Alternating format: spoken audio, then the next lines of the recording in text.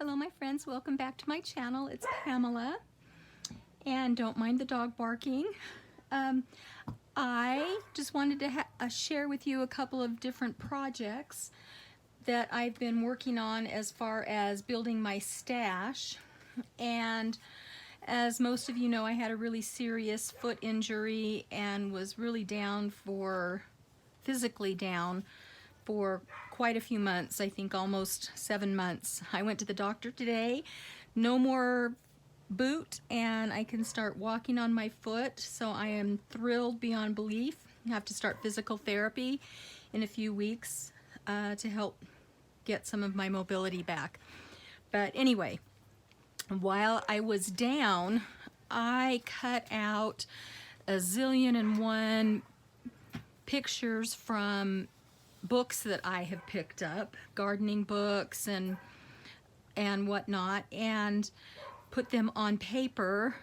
And so the last day or two I've been working on a bunch of different things, and this is one of them. So I stitched around all of these pictures, and they could be used as a cover for a book, or smaller ones could be tags, or just whatever, flips, tucks. So I have a lot of these. This is just a few of them. That's an old bench. And I just really like how they all came out.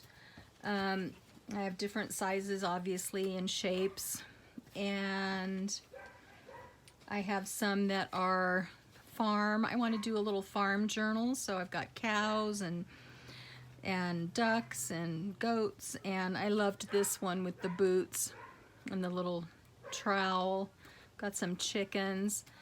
Got a lot of floral ones that I've stitched around. So I just really built my stash up with a lot of these, and I have a bunch more, and I probably have 300 or 400 pictures at least that are waiting to be stitched around. I probably went through, I don't know, 6 or 7 books and completely gutted them and cut out the pictures that I really wanted to use. And so I've got lots of images to use in my books. And then I have several here. I love doors, and so doors and windows, and so I thought I would maybe do a journal about doors and windows. So I have a few tags here. So that's one of the things I've been working on. And then the other one is I really like making tags, obviously, and whenever I find an unusual tag, I'll make a bunch of them. So I purchased something and it had this shaped tag on it. So I made it a template, and have made a bunch of these. Got a bunch more too, but I backed them all with coffee dyed or tea dyed paper, and then I can decorate them or embellish them on the front if I want. And so I've got a bunch of tags ready. And then another tag that I found on something was this kind of a canvas piece with paper, and so I made my own based on that. So I just took my stamps and stamped on coffee dyed muslin, and then I took some file folders and just cut down the pieces to the right size and just stitched them across. So I've got memories, I've got keys, some butterflies, follow your dreams, a couple that have just some French writing on them, and then some Eiffel Tower. So I thought I'd share those with you because I think they came out really great, and they would be great hanging off the back of a book or inside somewhere. You could even make it into a, little flip to write underneath it. So that's my second project, or third project. And then my last one is, you've probably seen some of you my video that I did before when I used, you know, we all have so many scraps, and I made a huge roll of these. I just stitched all my scraps that are different widths together, and I have, last time I made 17 yards, and this time I had so many scraps it came out 22 yards, and I still have more scraps to go. But then I just cut these up in different sizes and use them on the edge of a page, or the top of a page, or it could even be a spine. You can make little pieces, just make it a snippet or a tuck spot. And so I have 22 yards of this that I need to cut up now. I just finished stitching it, but it's so fun.